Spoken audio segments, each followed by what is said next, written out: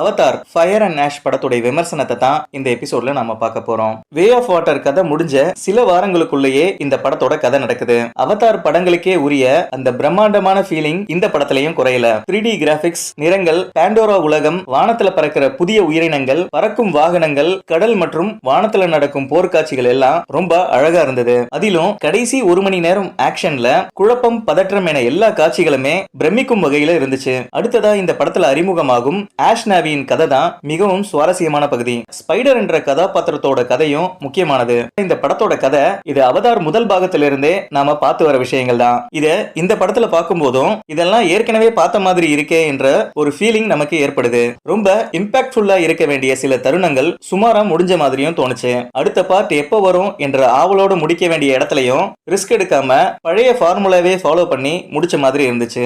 மொத்தத்துல Avatar fire and ash ஒரு visually stunning படம்.